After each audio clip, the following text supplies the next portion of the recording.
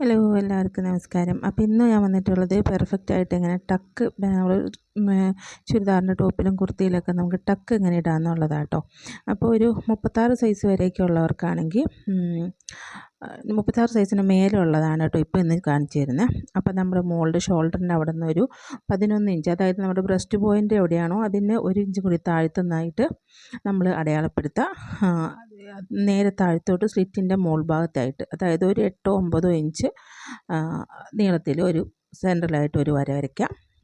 അതായത് centre gap വരുന്നത് 36 സൈസിന് മുകളിലേക്കാണെന്നുണ്ടെങ്കിൽ 4 ഇഞ്ചാണ്. അതിൻ്റെ സെൻറ്ററിലെടുത്തിട്ട് അതിൽ നിന്നൊരു 1/2 ഇഞ്ച് അങ്ങോട്ടും ഇങ്ങോട്ടും ആക്കിയിട്ട് ഇതേപോലെ ഇങ്ങനെ അങ്ങ് വരച്ചു കൊടുക്കാം. എന്നിട്ട് അത് ആ വര കറക്റ്റായിട്ട് കണ്ടോ, രണ്ട് സൈഡും തമ്മിൽ 4 ഇഞ്ചാണ് ഗ്യാപ്പ് വന്നേക്കണത്.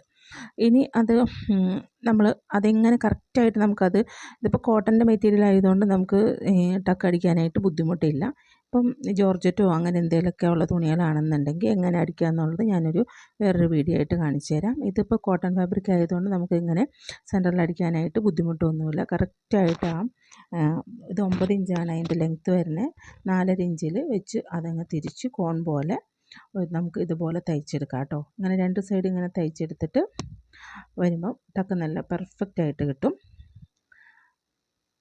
ഇപ്പം ഞാൻ രണ്ട് സൈഡും തയ്ച്ചെടുത്തിട്ടുണ്ട്. നോക്കിക്കാൻ കണ്ടോ, ആ ലൈൻ പോലും ഒന്ന് കട്ടായി പോയിട്ടില്ല, കറക്റ്റായിട്ട് നമുക്ക് കിട്ടിയിട്ടുണ്ട്. അപ്പോൾ എല്ലാവർക്കും അടുത്തൊരു വീഡിയോ ആയിട്ട് വരുന്നതായിരിക്കും.